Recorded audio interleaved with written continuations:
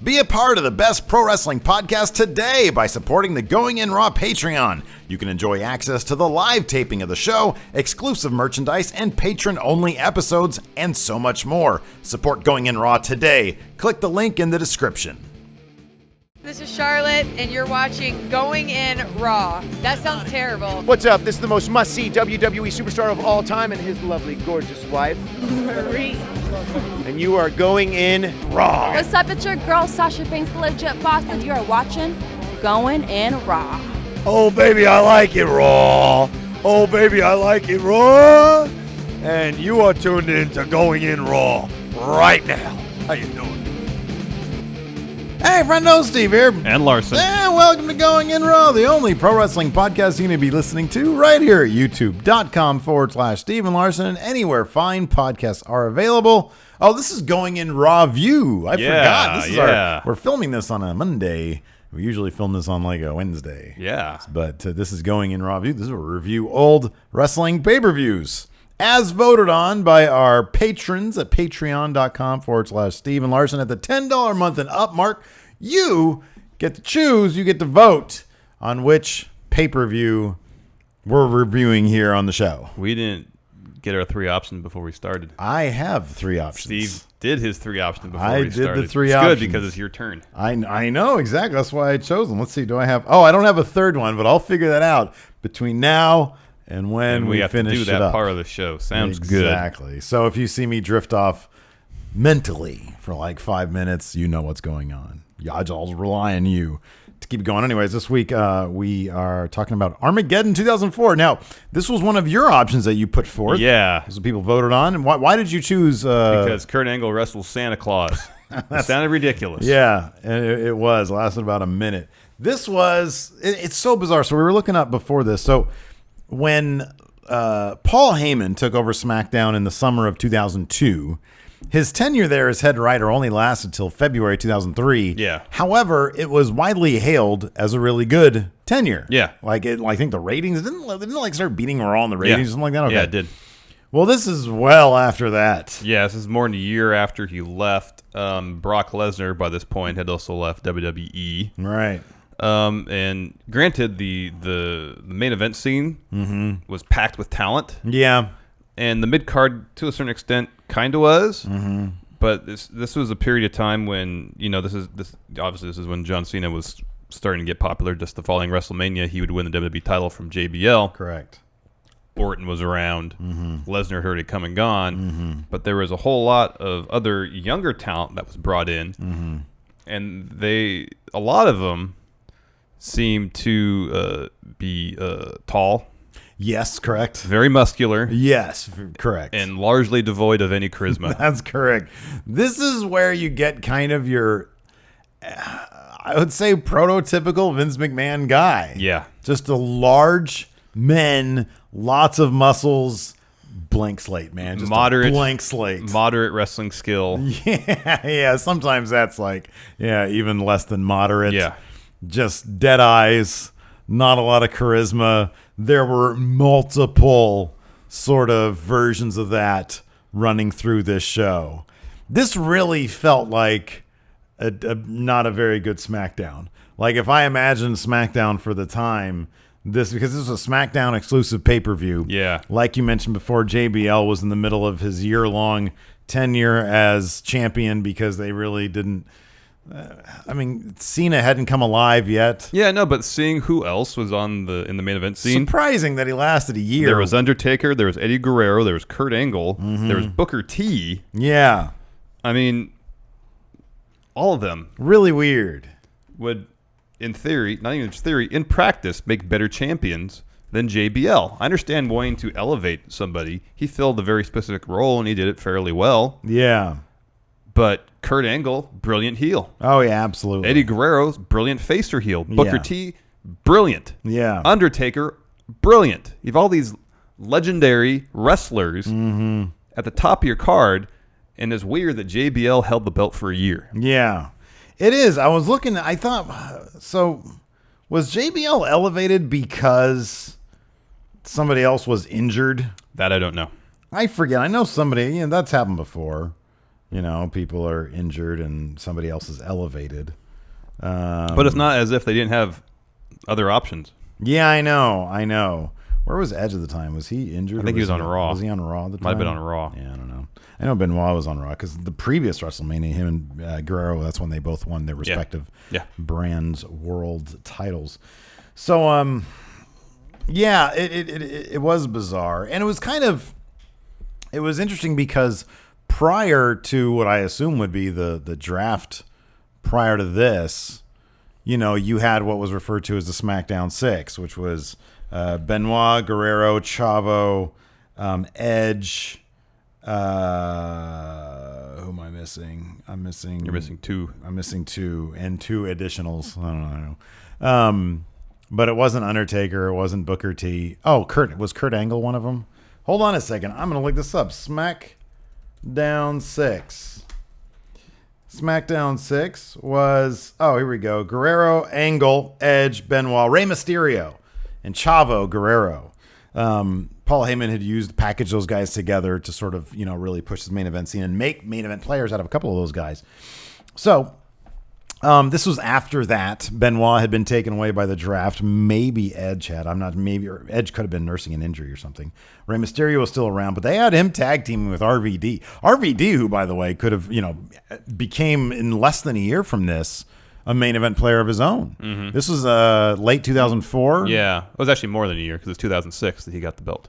Oh, it wasn't 2005? Okay, no, it was 2006. Okay, so about a year and a half from this. Okay, so it was weird. Like you said, there was Booker T, there was Undertaker. There was Eddie, good talent there was Kurt Angle. there. Well, there was great talent, legendary talent. Yeah, and then they put the belt on JBL for a year. But when you go from that SmackDown 6 where everybody's always putting on amazing matches. You bring in JBL, he's not going to give you an amazing match. Sometimes he'll give you a very bloody match, which makes for very entertaining television. And the main event for this show was fun enough. Yeah, it was, and then the air got sucked out of the room when Heidenreich showed up. But let's start off at the beginning. First, I want to talk about the set. That was an awesome set. Yeah, it really was. When there's an ongoing fire, when you have your logo on fire constantly throughout the show, it's pretty awesome. Here's something I noticed. Okay. And this is pure coincidence, I'm sure. So I was looking at the Armageddon logo, and it's like, that looks a lot like the God of War, the video game logo. Oh, yeah. And so I looked into it. The God of War game came out like 3 months after the pay-per-view. Yeah. I'm not suggesting anything fishy going on, like somebody ripped somebody off. Not at all.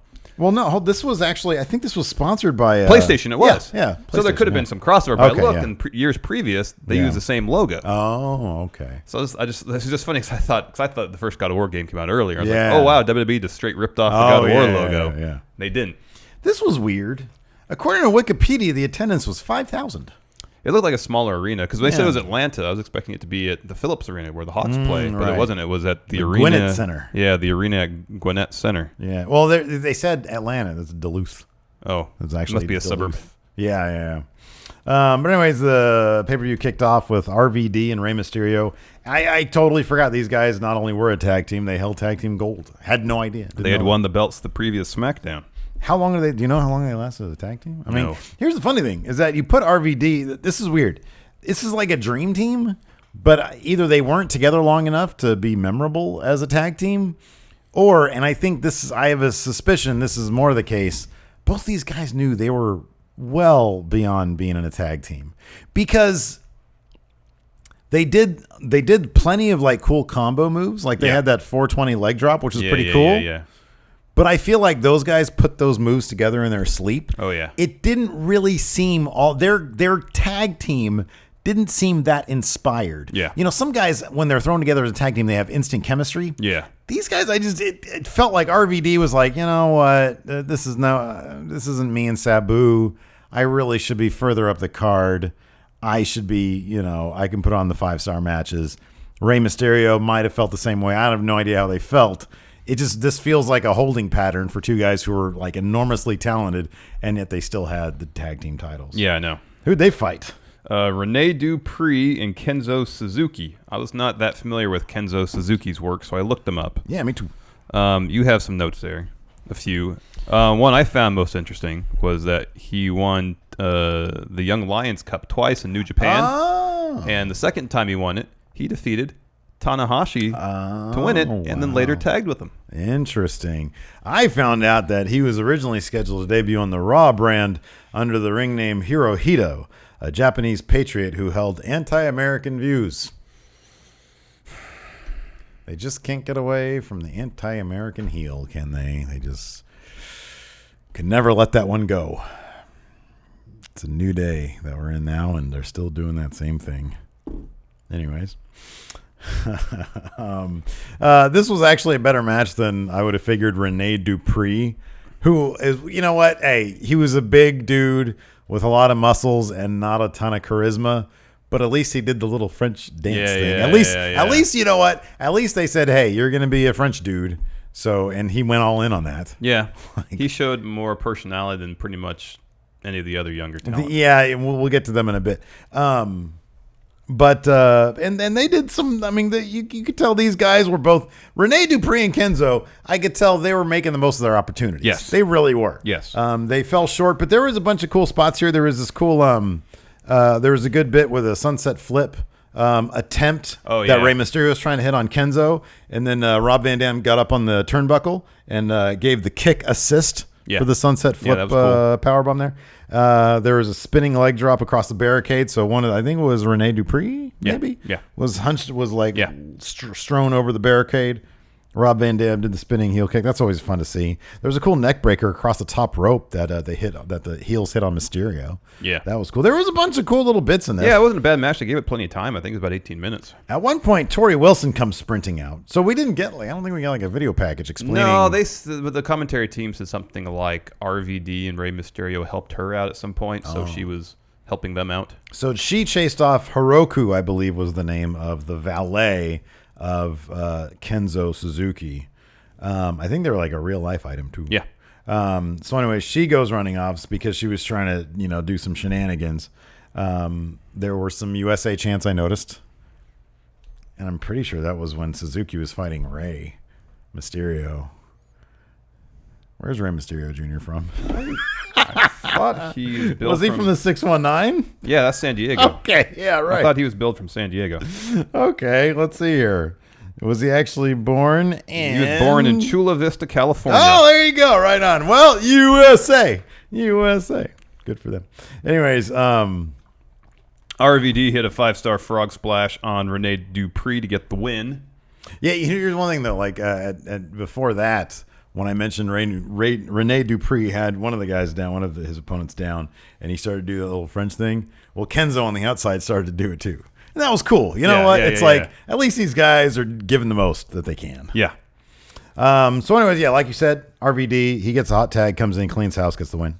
Next up, we had a promo for Dixie Dogfight. This was Tough Enough Season 4. $1 million prize. That's right. That according to Daniel Puder, he saw $250,000 of that. I imagine the $1 million would be like a contract, assuming you don't get released from it. So he said he saw about $250,000 from that. So this was I guess it was down to him and the Miz. Mm-hmm. They were the final two. I love that during the promo later we saw that Ryback. I know. Yeah. I'm Ryan Reeves. Anyways, Daniel Puder, he gave a promo, if you want to call it that. You know what's funny though? You can learn how to do that. That kid looked great. Yeah, he had a good look, but it was a horrible promo. It was it was horrible. Well, here's the thing, though. I guarantee you, they said, hey, you know what? This is the opportunity. We're doing it either live or live to tape. You get one chance. And so, it's not that he didn't have a chance to go back and redos. Well, I mean, that's how you're going to do it if you're I know. I'm just saying. Smackdown, so. Just saying, they're not polished. But it was bad. It was really bad. It was really, really bad. I mean, when The Miz did his promo. Oh, you could tell. He was, It wasn't good. Yeah. But you could tell there was ingredients there that he could be good. Daniel Puder was not good. Yeah. He was stumbled over his words several times. They should have made him the pewterized man of the 1990s. There you go. The computerized man. The computerized man. Of the 2000s. Yeah, I'm trying to remember what he said. $1 million. His catchphrase was snap, crackle, and pop. He said that later. Oh, that he just liked Rice Krispies. No, because he was saying after he won, how he's an MMA fighter, so he fights. But that was a boxing match. Yeah. And snap, crackle, and pop. Right. You're supposed to insinuate he means he gets you joints, to move. yes. Joints, bones, body parts, yes. He didn't set it up. No. He just went. He stumbled a lot, and then he just went straight for the punchline. It was more of an impressionistic approach to promos.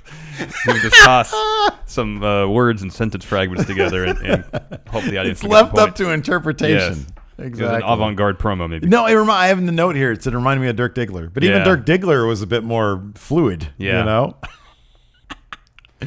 Oh God! He was trying so hard though. He was so earnest. Oh, I know he was trying hard. He was so earnest. As you said, he had a good look. I didn't see any of his matches in WWE. No, me neither. It's weird that they had a reality show determine a new wrestler determined in part by a boxing match.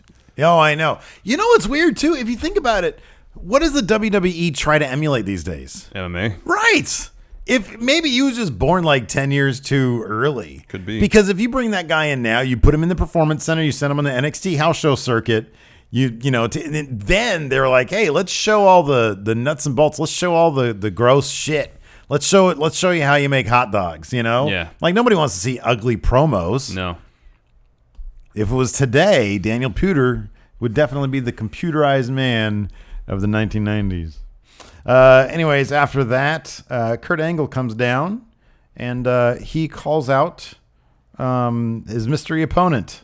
Turns out to be Santa Claus. Kurt Angle is upset because when he gets home to see his daughter after a long road trip, his daughter isn't talking about wanting to see Kurt Angle. She's talking about wanting to see Santa Claus. Yep. Santa Claus. And so he's pissed off about this. Apparently Santa Claus is actually Cliff Compton, a.k.a. Domino. Oh, that's who it was? So I think, wasn't Deuce the guy who The Undertaker didn't fall on but was supposed to? Yeah. Okay, I think so this is the other part of that duo. I was barely watching when Deuce and Domino were Well, this whole period anything. I really wasn't watching at all. Yeah. Angle was such a stud, though. Oh, yeah, he My was. God, he was such a stud. So Puder lasted less than a year in the WWE after Armageddon. He was gone in September 2005. Well, he didn't win over any fans in the company because he almost snapped Kurt Angle's arm legitimately. Kurt Angle says that he was all he said he broke his neck 4 times during his run in WWE, and he said he was just coming off, so he had like no upper body strength when they did that thing. But again, that's really stupid. It's like, number one, if you're Puder, don't you know, probably not a great idea for me to embarrass Kurt Angle legit. I know. And number two, at gorilla position, whoever's producing that says, hey, listen, kid, come here. If, for whatever reason, you get Angle in a compromising position, you need to back off and make it look good. You know what I mean? Like, dude, you're out there with, like, it's supposed to be scripted. It's supposed to be predetermined. You can't be just throwing people out there. Yeah. Anyways. Yeah, he went into developmental after this. Yeah, just for a little bit. the And it thing, says here they gave him an option of transferring to Deep South Wrestling for less pay. Yeah, he said the pay was really ridiculous. Yeah, and he said he didn't like the atmosphere there. I looked into it a little bit. So anyways, then Santa Claus comes down. Kurt Angle runs him down, says he don't like him, says you make real heroes look bad, and then he challenged him to a fight, and basically pretty quickly got him in the ankle lock, and Santa Claus tapped out. Yeah.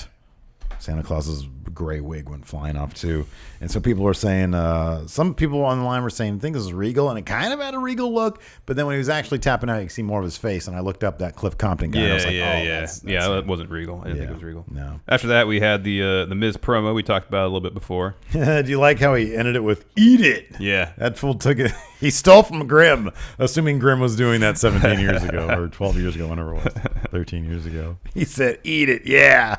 But yeah, like you said, Miz, he kind of had the ingredients already. Like he didn't look as good as Daniel Computerized Man, but he was more captivating on screen. He was, yeah, and his promo was just better. Anyways, and that led to Teddy Long comes out. But along with that, we had the Tough Enough promo. And I was trying to look up everybody else. One of the guys, I think his name was Juice something. I think he was one of the New American Gladiators. Oh. He went on to do that. But yeah, Ryan Reeves Ryback was one of them with hair. It was weird. Yeah, and he still sounded. Oh, no, the exact same. Exactly. I'm Ryan. Well, we say, no one here wants this more than I do. Exactly. No one here wants to eat more than I do. I can't wait till I'm done with this company. I'm going to start a podcast. In a line of nutritional products and write a self-help book and self-publish it. Nobody here knows what a podcast is, but it's kind of like radio, but on the internet. Then Teddy Long comes out to explain the rules of the Dixie Dogfight. So it's pretty much just a boxing match. It's a boxing match. Pretty much just a boxing match. Between two gentlemen, two competitors who don't box. A, this should have been bare knuckle. B, barring that, which I know is illegal, they should have taken the stupid sparring hats off, sparring helmets off. Like, come on, what's going to happen? Well, get somebody get knocked out. Considering Kurt Angle almost got his arm broken a few weeks prior to this, it's probably a good idea they had for the Miz, maybe, yeah. I was reading up on that too. Apparently, Angle broke the ribs of one of the other. God! Competitors. Yeah, because they were putting them through they were doing shoot wrestling matches. That's what it was. That's how Pewter almost broke Kurt Angle's arm because of the shoot thing. Man. Hey, you say shoot. This is real. I'm about to make a name for myself. Yep. Because on the flip side, play devil's advocate for Computerized Man. You say shoot. Oh, man, I can get over on Kurt Angle? Who wouldn't sign me? Yeah. You got to think maybe he's thinking this is going to keep some options open if I break Kurt Angle's arm on live TV. Yeah. But yeah, probably not a great idea. No, not a good idea.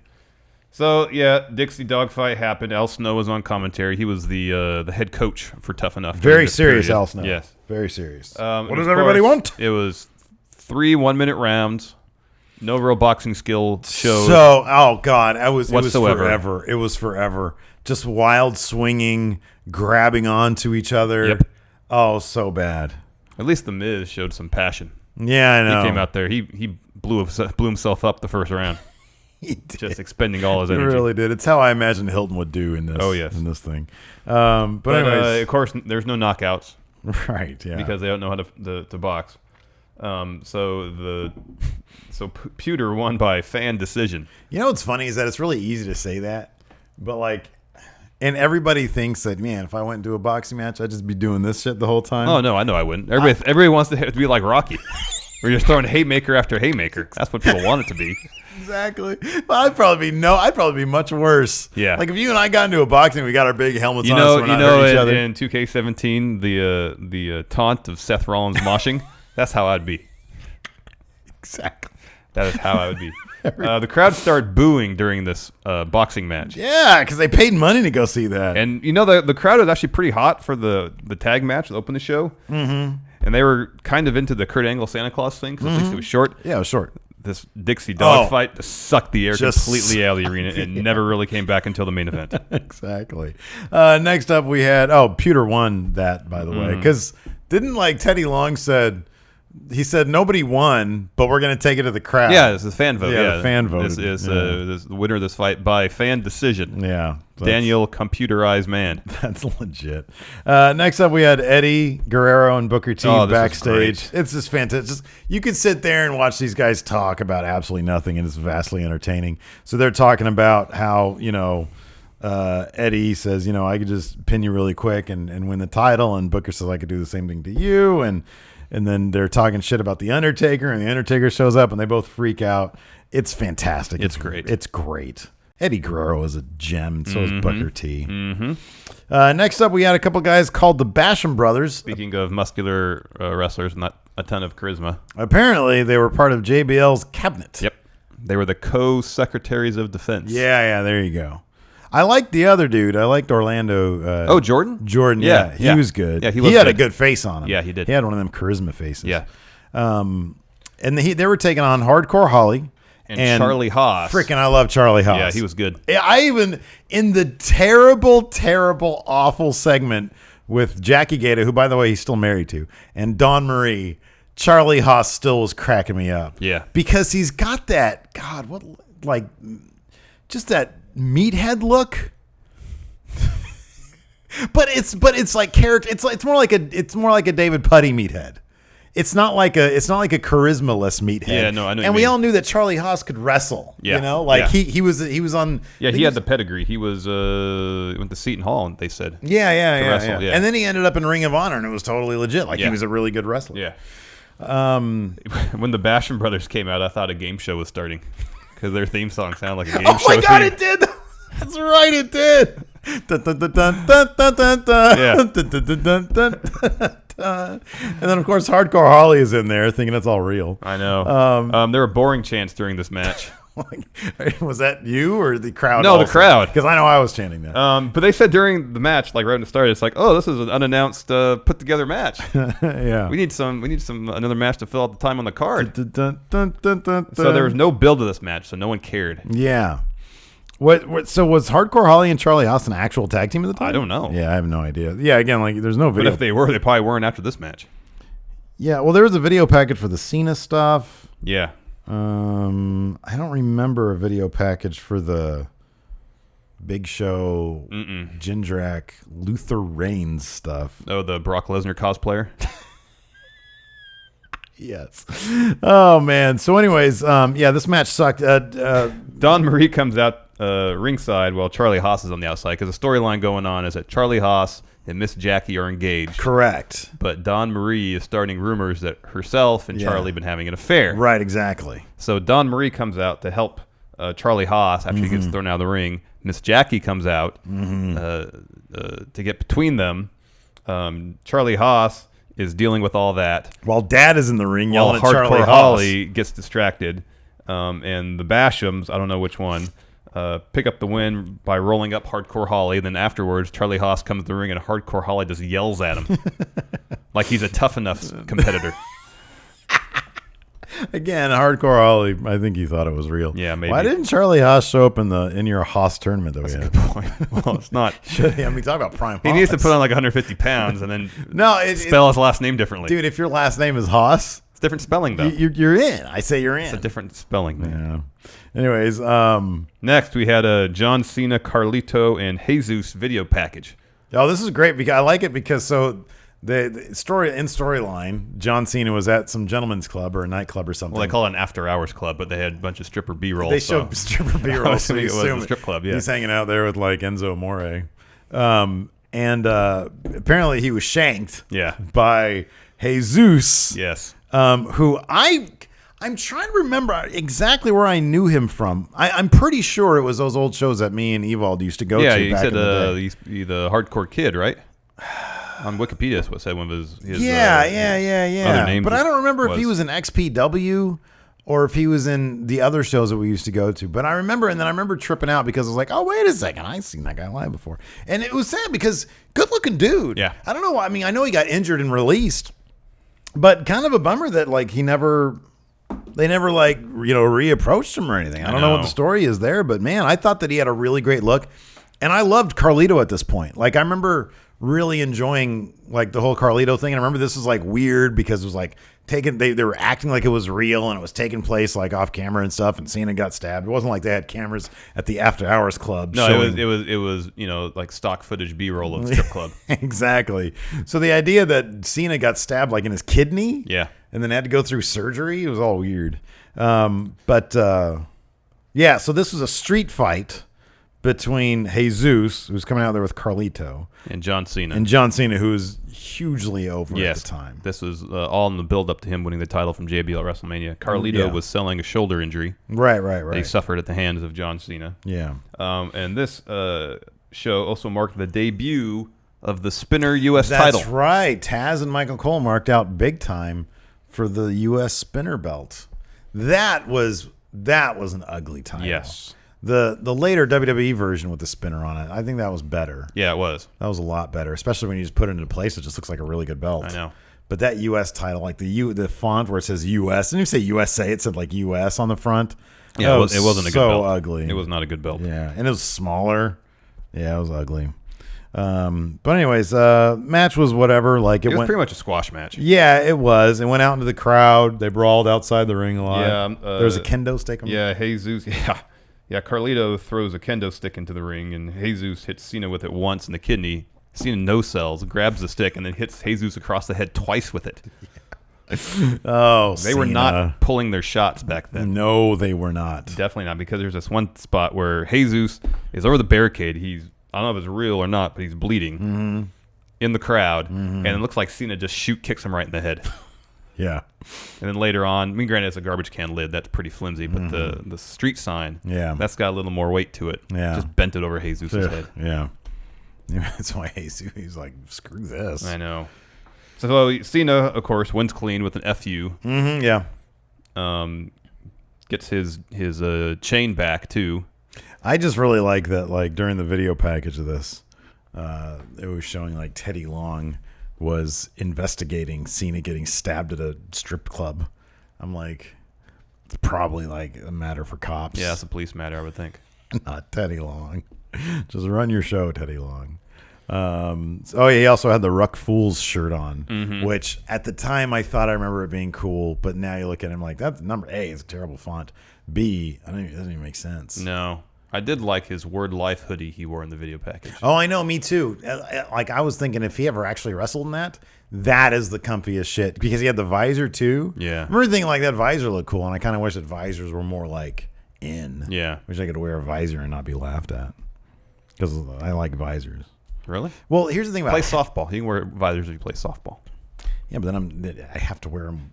Like, I can only wear them when I'm playing, so I can't. No, not necessarily, because if you go out and you wear a visor and people are like, oh, what's with the visor? I'm going to play softball. They're like, it's raining outside. Well, I mean, if it clears up, I'm playing softball. Just say that. If it clears up, it's scheduled for We got like a game scheduled at 7 7 o'clock, so I'm going out running my errands before the game. It's supposed to clear up. I'll go to the field, and if it clears up and I'm away the now, field though. dries out enough, we're playing softball. Exactly. We're playing softball. Become the Sid of going in Raw. Did you like, Dedicate your life to softball. How giant Cena's jorts were, too. Oh, I know. He was swimming in them, dude. What the heck? Those were horrible. I wish he would go back to and wearing. They looked all grungy. I wish he would go back to wearing the retro the shoes though. I liked when he's wearing pumps and Jordans and stuff. Oh man, I just love when he was wearing jerseys. Yeah, that was rad. He looked cool. He looked cool as crap. Oh man, I know, and it's like he's all edgy and like he's got like fire. You know, he's like really kicking people and shit. And he's still burying people, but like he's got like, and nowadays he was even Super Cena back then. I know he was. Oh, John, we're gonna put Vince's back. I like this kid. He's no selling everything. Take a kendo shot to the kidney and no sell it. Another fucking ant. Like somebody tweeted at talking about no selling. So somebody tweeted at the Young Bucks the other day, and they said, if you were to fight the Revival, how would you counter their something offense? And he says we would no sell them. That was great. I chuckled at that too. Those fools. Oh man. Next we had Miss Jackie and Charlie Haas backstage. They were talking about the status of their relationship. Yeah. Charlie Haas was changing into his referee gear because he was refereeing a match between Dawn Marie and Miss Jackie. A match. Yeah. Yeah. And in the process of this conversation, Miss Jackie gave Charlie Haas her engagement ring. Right. That will come into play later on. Yeah, foreshadowing. Yes. Yeah. They proceed to make out. Like full tongue. Ugh. Well, there's still a couple, but like it's if you're on TV and the camera's like right here in your face, I don't want to see like the muscles in your tongue shit. He's all. That was gross. It was so nasty. And then like she starts to walk away, and he like his giant bear mitt. Oh, yeah. He like slaps her butthole. Yeah. He's like, "You look great," or something like that. Yeah, you're great. Hey Jackie, you're great. He goes out there. Oh man! Wait, was their match? It was next. Yeah, theirs was next. Where's the rest of my notes? Oh well. Apparently, you don't have any. All right. Oh yeah, no. Because here's my only note for this. Did they even train women's wrestlers back then? Oh, this was awful. The match quality was horrible. Awful. It was awful. This was terrible, and it only lasts like I think this was like the actual match about was like a minute and change. Yeah. But it was really bad. It was really bad. Dawn Marie got a roll up, kind of. Yeah, and Charlie Haas, she had a handful of tights. Oh yeah. And Charlie Haas counted the pin. Dawn Marie is the winner, of course. But that was all just prelude to what happened next. Of course, Miss Jackie was upset because her fiance just counted pinfall. Like, hey, you just rammed your tongue into my mouth. Yeah, I should at least get a 2 count there. Yeah, at least get a slow count or something. Give me an Get a opportunity slow count, to exactly. kick out. Yeah. So Charlie grabs the mic and confirms Yeah. he is having an affair with Dawn Marie and calls off his engagement with Miss Jackie. He said it's done, and he has the ring, and then he holds out the ring to Dawn Marie. He says, Dawn Marie, why are you such a slut? Whoa, double standards galore. Can't do that these days. But Charlie Haas did it. And then he said, I'm done with both of you. I mean, I fully expected. He was like, why don't you kiss each other? I'm out of here. And I totally figured this is going to end in a threesome. I honestly thought they were all going to just drop trow and have a threesome there live for the crowd. But then I would have known about that going into this. Yeah, we would have heard about that. Yeah. So he just storms off, and so we're kind of left confused. Like, wait, so you didn't even want a girlfriend? Like, you don't want any of them? Well, he said to Jackie, "I love you. I'm not in love, but with I'm you." not in love with you." He had a big smile on his face when he said that too, like he was the man who invented that phrase. Yeah. So he walked away with nobody, with nothing. Yeah. I'm like, all right, Charlie. Well, evidently it's easy enough for you to pull. Yeah. Evidently you have other options. Like Big Show had Joy Giovanni, apparently. Yeah. He was walking backstage and runs into Joy Giovanni and she kisses him. Yeah. The only thing I knew about Joy Giovanni is that she was on this calendar. She was on this calendar. I don't remember her. Now that I've seen Armageddon 2004, I won't remember her past this review. But unless we start watching a lot more stuff from 2004. I don't want to do that. No. If this was any indication. Yeah. So yeah, Big Show had a beef with, I guess, Kurt Angle. Yeah, and then this was after Team Angle. Mm-hmm. So he didn't have Shelton Benjamin and Charlie Haas at his side. He had Mark Jindrak. He used to be one half of a tag team with Sean O'Hare. And one of the Natural Born Thrillers. Yeah, and Luther Reigns, who I know nothing about except he wore the same exact ring gear as Brock Lesnar, and he had a similar haircut. Yeah. But so he was like a brunette. Yeah, he looked to me like a Brock Lesnar cosplayer. Yeah, no, he totally was. Especially because this was after Lesnar had already left. Yeah. Luther Reigns, I don't know anything about him. He didn't do anything that was memorable. Usually if there's for example, like Jesus, right?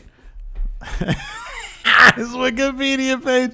He looks so confused right there. And that's from 11 years ago. Oh no, it was 2008, 9 years ago. Yeah, 9 years ago. Oh, that's great. Where did he end up? Retirement. Oh man, look at that. But yeah, so for example, Jesus. You take one look at that kid and you're like, oh wow, like that dude, he looks cool. He's got a good look to him. I wouldn't mind seeing him do more things. Yeah. Luther Reigns, you take one look at him and you see like generic, like 99-cent store pro wrestling action figure. Like you go there and it's got like Wrestling All-Stars or something like that. And it's like, a recolored version of Brock Lesnar action figure. What did he end up doing? Anything? He wrestled for Scott Norton's Wild West Championship Wrestling promotion, where he took on, I think this is Jesus. That sounds like a creator wrestler. Yep, that's Jesus. Oh, nice. So Aaron Aguilera. And also Heidenreich showed up in Wild West Championship Wrestling. Smackdown 2004 All-Stars. He was in some movies. There. He was in The Girl Next Door. Oh, I can't remember him from that. He was in some television shows, an episode of CSI from 2009. I like that he was in a movie called Spring Break 83 as a character named Horseshoe. No, it sounds like he's part of the concussion lawsuit that was dismissed, okay. I think. No wonder he left. He was like John Cena's backstage killing everybody with road signs, and Vince isn't doing anything about it. You're fired. So, yeah, this was a 3-on-1 handicap match. So Kurt Angle, Mark Jindrak, and Luther Reigns take on At least Jindrak, like he had good muscles and he had no problem. Like that was sort of his thing. He would just go in there and he'd say, "Yeah." He did the Rick Rude dance once. Yeah, he did the Rick Rude dance. He was like an amalgam of all those sort of beefy, more charismatic wrestlers. Yeah. Who won this? I don't even know what happened in the end. In the end, Big Show pins Jindrak after an F5. Boy, they were really going after that Brock crowd then. Huh? Yeah, I don't know. He might not be here, but we can get guys that look vaguely like him or at least dress like him. And then just tell other wrestlers to do his moves. Yeah. You're looking at Sean O'Hare, not Mark Jindrak. Right? Yeah, I know. But they were tag team partners in WCW. Yeah, they're part of the Natural Born Thrillers. So I was just trying to see when they were no longer partners. That's it. Oh, okay. I gotcha. Anyways, Yeah. I'll do that later. Next, Funaki interviewed Funaki. Oh, yeah. SmackDown #1 announcer Funaki, who had a Cruiserweight Championship shot against heel Spike Dudley. It was weird seeing him with no shirt on. Oh, I know. I'm so used to him wearing the tie-dye shirt and the jean shorts.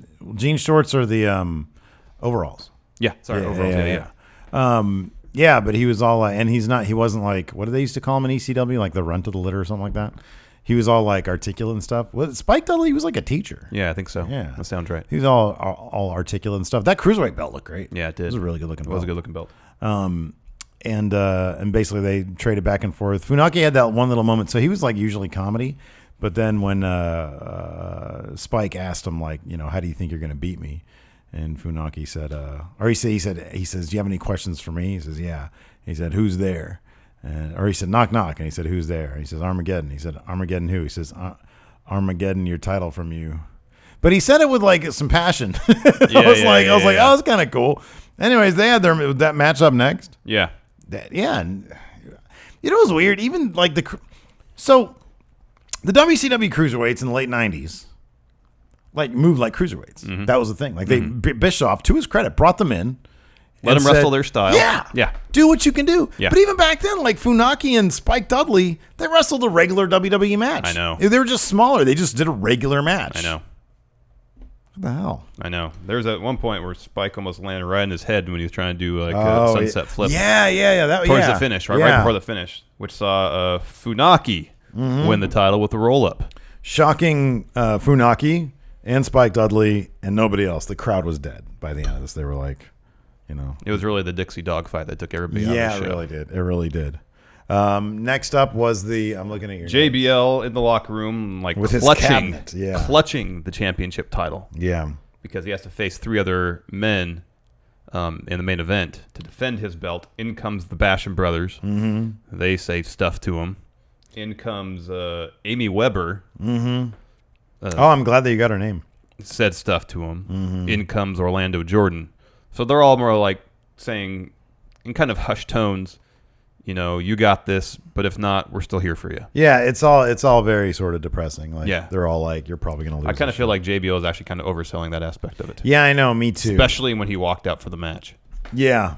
It looked like he was on the verge of tears. Because I don't remember him ever. I mean, I wasn't like paying full attention the entire time, but like they even made a note of that. And I get they were trying to sell the weight of it, and that the belt meant so much for him. Mm-hmm, but it, as a heel, it almost made him sympathetic. Yeah, I know. Yeah. But there was a pretty cool video package that highlighted the whole feud leading up to this. Yeah, and this was a really fun match. The only time that the crowd stopped caring was when Heidenreich showed up. Otherwise, this was a lot of fun from like start to finish, and the crowd was actually really into it. Yeah. So there were some good bits. Booker T kicks everybody, kicking everybody. Hits Eddie Guerrero with a scissors kick, but Eddie kicks out at 2. JBL powerbombs Booker T onto a table. He's probably supposed to go through. Yeah, but he didn't. JBL elbows Booker T, sending him through the table. Yep. And then shortly after that, Undertaker gives JBL a last ride through the other announce table. That looked pretty brutal. Yeah.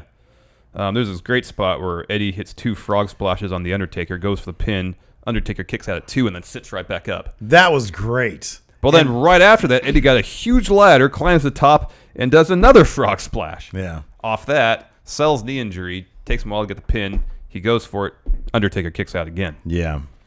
God, Eddie was so good. Like all of his, he was so well defined as a character, not just outside of the ring, but inside of the ring. Like he's always the crafty one. Yeah. That's what he is. He's the crafty one. It's so much fun to watch him. And then, like for that spot, like he hits one frog splash, gets right up, hops to the other corner. Like he knows exactly what he's doing. Crowd's going crazy. He hits the second one. Crowd goes like crazy when Undertaker kicks out because that was crazy. Yeah. And then sits right up. Saying crazy a lot right now. I know. Yeah, that was a lot of fun. Booker T hits JBL with a scissor kick. Mm-hmm. Undertaker comes in, breaks up that pinfall. Then the Undertaker just choke slams everybody. Yeah. And at that point, yes, Heidenreich comes in and starts attacking the Undertaker. Again, large man, lots of muscles, very tall, completely devoid of charisma. I vaguely remember, dude. This is what I remember from that era is all these big boring guys, and I'm like, why am I watching this shit? Yeah. So dumb. And they're just kind of using these, I guess they're hoping, in some cases they are salacious storylines to sell the product as opposed to compelling characters. Yeah. Good action in the ring. Because if you're gonna go with like salacious storylines, it's like either go full attitude era or don't. You know, it's like they half-assed the hell. Well, out how of many it. how many angles on this show were involving like love interests Oh, I know. in some capacity? Or Santa Claus. Yeah, at least 2, 3. I mean, Big Show got kissed by Joy Yeah, Giovanni. the whole Dawn Marie, Miss Jackie, Charlie Haas love triangle thing. John Cena and strippers thing. Yeah. Yeah. And then, Tori Wilson did the run-in. Mm-hmm. So, I don't know.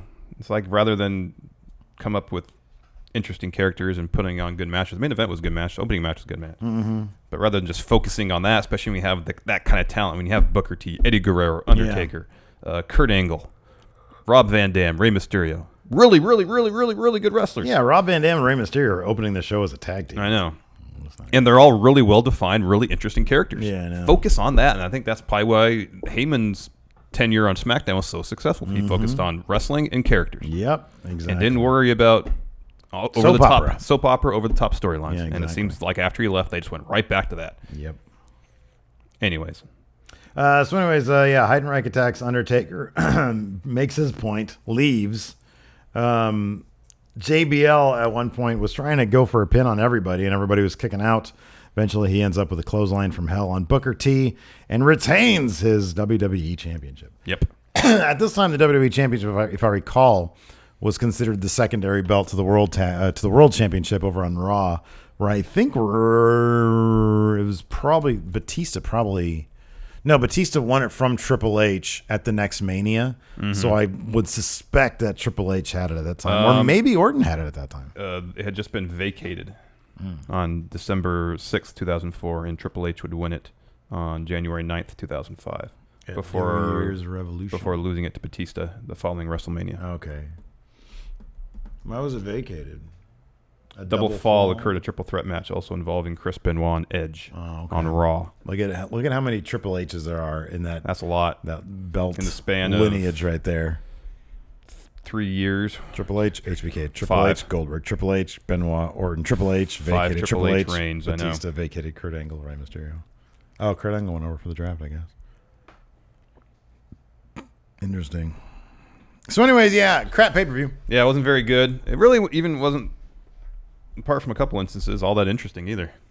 No, it wasn't. I mean, that's sort of one of the things about when people say, "Oh, this is the worst pay-per-view." It plays into what I've said before, in that you can have good wrestling, you can have bad wrestling, you just can't have boring wrestling. Yes, and that's the problem with like critiquing this stuff. It's like we had a couple laps critiquing this, but it's with the bad stuff and the good stuff, not with the boring stuff. Yeah.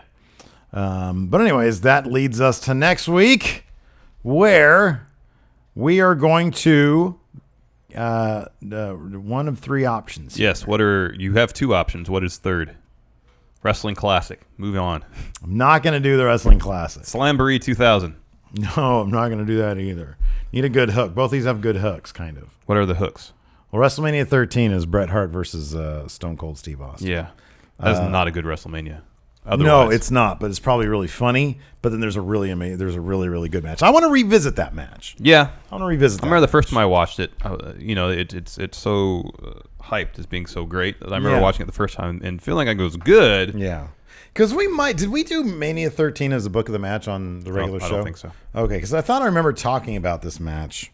We probably did an account on it or something. Yeah, we talked about it several times. So our options are WrestleMania 13, sold out 1997. This was the NWO pay-per-view. Oh, wow. It's probably terrible. I think I remember watching that. So we've got good and bad, and then we've got all bad. And then I'm going to go with... Oh, okay. Here we go. This is what we're going to do. We are going to do... Which one is this one? NXT TakeOver Revolution, December 11th, 2014. I'm going to give that as an option. See if anybody wants to get a little bit different. Oh, okay. We've got Kevin Owens versus Juice Robinson. Yeah, C.J. Parker. The Lucha Dragons. Baron Corbin versus Ty Dillinger. Yes, the Lucha Dragons versus the Vaudevillains. Finn Balor and Hideo Itami against the Ascension. There you go. Charlotte versus Sasha Banks. There you go. Sami Zayn versus Neville. There you go. This is the show that got me watching NXT. It's either this one or I don't remember if I watched this one or if I started the next one. Because I think the next one was Sami Zayn versus Kevin Owens. Mm-hmm. And I know I watched that one. Mm-hmm. So I think I started with that one. So those are your options. Your options are Sold Out 1997, WrestleMania 13, NXT TakeOver 2014. I'm sorry, NXT TakeOver R Evolution 2014. And the winner, as determined by the patrons, is Sold Out 1997. It's awful. It's good. It's good. All right, so now you have your homework for next weekend. I got a show I got to watch while I'm on vacation. I know, my goodness. Not so much of a vacation after all. Oh, yeah, when this goes up, you'll be on vacation. When this video goes up, yes. That's right. That's correct. Good. All right, well, let us know what you guys think in the comments as always. And until next time, we'll talk to you guys later. Bye.